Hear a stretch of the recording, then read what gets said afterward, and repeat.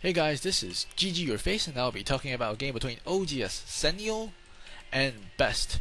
oGsZenio is playing as the red Zerg at the 9 o'clock position, and BesT is playing as the light blue Terran player at the 3 o'clock position. The map is Metalopolis.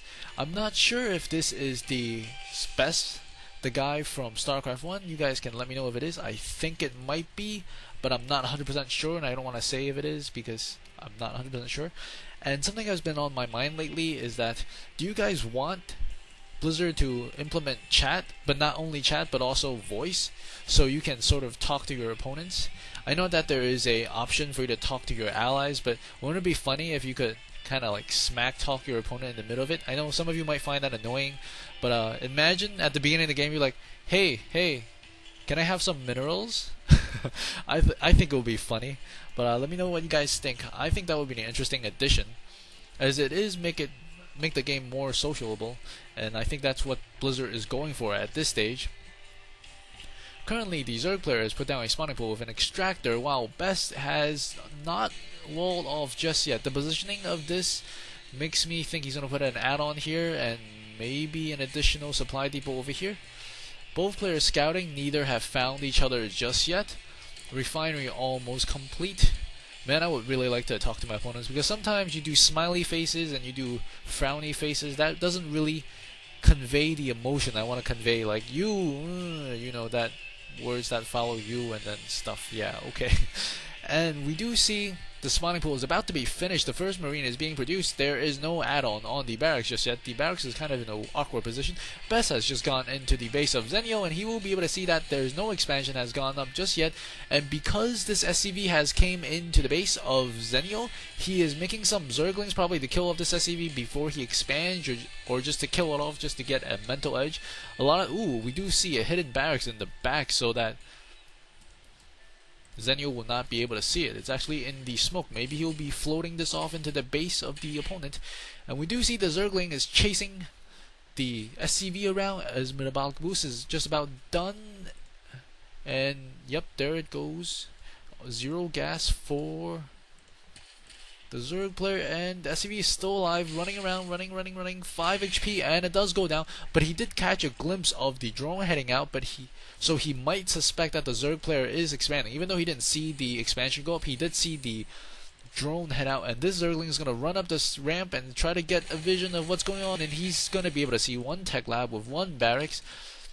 The Overlord not in position to catch a glimpse of the additional 2 barracks being currently worked on by BesT. Zerglings coming across the map at the moment, and he has one expansion, and because he has not scouted the barracks in the back, he is not actually making static defenses or additional Zerglings. He's actually adding on for his probe count and queen count at the moment, so this might be a good situation for BesT to start abusing the fact that his opponent has not scouted. Oh, and these Zerglings, let's see if you run up the ramp. No, the Zerglings are not going up the ramp. These number of units you could probably have from one gateway, so Zenio might not be too suspicious, as he is still making drones at the moment. He's not making any spine crawlers. And the Overlord does come in the back. Let's see if the Overlord sees it. The Overlord will catch a glimpse of one of the barracks, and these Marines are rushing back to get rid of them. While at the same time, the Zerglings are trying to rush in the front. Let's see if the Zerglings can get in the front. He will be able to see 2 Marauders and 1 Marine, and he will see about 4 Marines, a couple of Marines in the back, so he knows that he has quite a bit of a formidable force against the Zerg player Zenio. And here we do see an SCV still scouting, and he will have, I think he has seen the Roach Warden. Yes, he has seen the Roach Warden, and these Zerglings are rushing back a little bit, and these Zerglings should catch the movement of these units moving out. And at the moment, he's actually making a lot of drones. This might be a mistake on the Zerg player part. And we do see these units moving up across the map. And I think, this is very, very good play. I think Zenio is trying to lure BesT away from his base, so he has time to put up some static defense, as he's just making a spine crawler just now, and he's making some Zerglings. This is in response to just realizing how much of a large ground infantry force that BesT currently has. And he's transferring the drones over, and he's still trying to delay this. And he's able to delay it. If it weren't for that initial couple of seconds, these units might have been at the base of Zenio already, and an additional spine crawler going down to further prevent them from pushing in and going up the ramp. These Zerglings falling back into the spine crawlers. these spine crawlers really want to get within licking range of these infantry units. They want to shore and go lick, lick, lick on them, and they go poop, poop, poop, and that's how this game's gonna go. Hopefully, for the Zerg player. And the Queen's coming out, and the Zerglings are trying to get us around, and that is a perfect surround by the Zerg player. He's able to prevent these Terran infantry units from falling back. And let's see that again. I'm gonna go back slightly in time, travel and space and stuff. So we do see that it's coming up around this time. We do see these units come out. We see the Queens here, we see a bunch of Zerglings, and we see the spine crawlers about to finish. Now what is key in this moment is that the Zerg player wants to get on this little Terran ball. What he wants to do is he wants to get in behind him, force him within the range of these 3 spine crawlers. If he has these 3 spine crawlers engaging and preventing him from retreating, he'll be in wonderful shape, which is exactly what he did, and this is why he turned out ahead in that battle.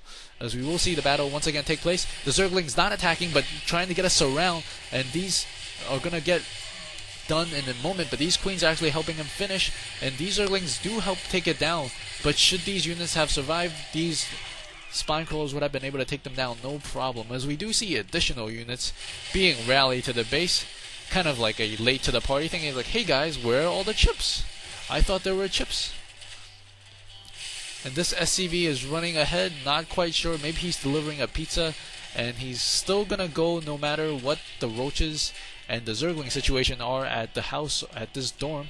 And now he actually finally decides to go back. Oh man, that is quite interesting what he decided to do. Why he rallied all his points, all his units over there, and now he's setting up an expansion. The Zerg player has not seen the expansion just yet, but I'm sure he will be able to go and scout. He probably will have the confidence to go and scout because he has won that battle pretty decisively, and he does have very, very nice static defenses at his base at the moment. This SCV is still hanging around here. This SCV probably staying here to see if a hatchery is going to go up here, but he could probably put the SCV up here to prevent the hatchery from going down entirely. And now the Zerg player ZvT has seen that he's grabbed a bunker as well as a command center, so he will know that it's safe for him to expand as well, because the Terran player is going to be expanding and not focusing on his army car. And this SCV just lets the drone pass, and the drone is able to put down a hatchery. If the SCV was over there, then he would have been able to prevent the hatchery from going down. We do see a factory being worked on by BesT and additional static forces by ZvT. ZvT probably going for a large drone count. Yes, he's building a lot of drones at the moment, as those static defenses are trying to push the Terran off from pushing in, because the Terran does have its own bunker, so he's actually pretty invested because he has taken an expansion as well as a bunker, so he's probably not going to be attacking anytime soon. That has given ZvT the confidence to move these spine crawlers up. These spine crawlers will be able to prevent these infantry from entering this side, but then there will be open the attack on this side of the map. And we do see an additional hatchery going down. Now we see 4 hatcheries will be coming up for ZvT. ZvT really likes to have additional hatcheries around because I think he likes the additional macro allows him to do. A lot of Zerg players don't tend to do it, but I think a lot of Korean players are very, very familiar with this play. They like to put down a bunch of hatcheries, and those hatcheries will give them an advantage. As we now see a Bailing's Nest, a Spire, and an Infestor coming out. Just pretty much one of every single unit. I think ZvT is feeling very, very comfortable with his lead, and he knows that the Terran is hurting a little bit because his initial attack failed, and he has been on 2 bases. Now he's going to grab his 3rd while his Terran's only getting his 2nd. And the Terran, fearing that he's going to come in, he's moving back to the ramp just a little bit. We do see roaches and infestors moving across the map, and some drones are being transferred at the moment. Not that many upgrades, but a lot of units being pumped out from both players. We do see the unit counts about 80 to about 90 to about 60, so there's about a 30 difference in the unit count, almost a 50% difference. That's quite significant at this stage in the game, especially when the Zerg has 3 bases and Terran only has 2 bases. And I don't think the Terran player wants to push out. I think he's just moving his units around just to see.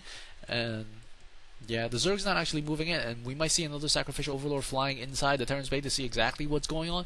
As we see the Bailing's Nest has finished. No Bailings yet have been constructed yet. The Spire is going to finish soon. We do see upgrades for the Marines, both +1 attack and the stem pack and medevacs coming out. So this is going to be a largely infantry unit, as ZvT has seen with his Overlord. And we do see these units are going to maybe possibly move out And are they within range of each other? No, they don't quite see each other just yet, but they're just right next to each other. Probably, ooh, and then we do see an engagement. And Infestor throws off very, very nice fungal growth, forcing these units not to be able to go forward because they will need to heal up, and it's kind of like wasting the energies on these medevacs because they're not going to engage at the moment. Another sacrificial overlord flying inside to see exactly what he has, to see if he has changed to a different tech tree, but no, he hasn't. We do see centrifugal hulks being researched as well as concussive shells for the Terran player.